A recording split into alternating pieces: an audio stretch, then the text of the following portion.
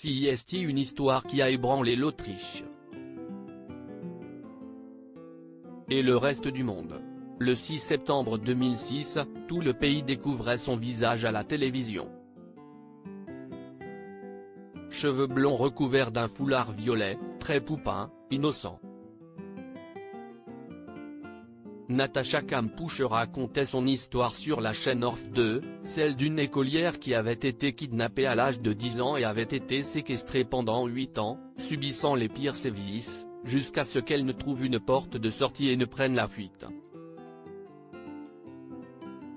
Durant les dernières années de sa captivité, Natacha Kampusch avait rédigé quelques carnets, décrivant dans ces pages son calvaire. C'est à l'aide de ses écrits qu'elle a pu dévoiler une version complète de cette longue et abominable période dans un livre autobiographique intitulé 3096 jours, titre correspondant à tout ce temps passé chez son ravisseur. Natacha Kampusch avait été kidnappée sur le chemin de l'école en 1998. Tout s'est passé en un seul mouvement, comme si la scène avait été chorégraphiée. Une chorégraphie de la terreur, écrivait-elle.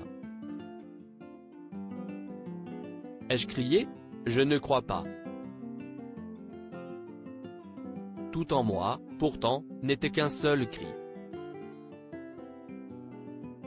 C'était une tentative désespérée. Wolfgang Priklopil, son ravisseur, était un ingénieur social. Il avait d'abord enfermé Natacha Kampusch dans un cachot de 5 mètres carrés, puis il l'avait autorisée à remonter à la surface, dans sa maison située en banlieue viennoise. Il avait alors fait d'elle son esclave, la frappait, la privait de nourriture, l'obligeait parfois à dormir ligotée à lui ou à faire le ménage à demi nue. Au bout de 2 ans, elle avait eu le droit de sortir dans le jardin.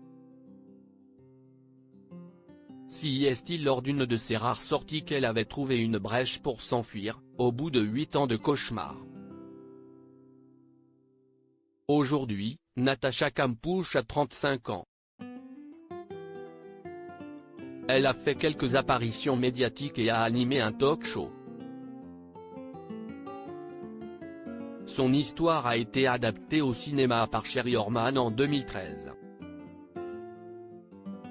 Abusée sexuellement et psychologiquement, elle explique avoir régressé à l'époque à l'âge mental de 4 ou 5 ans pour parvenir à s'en sortir.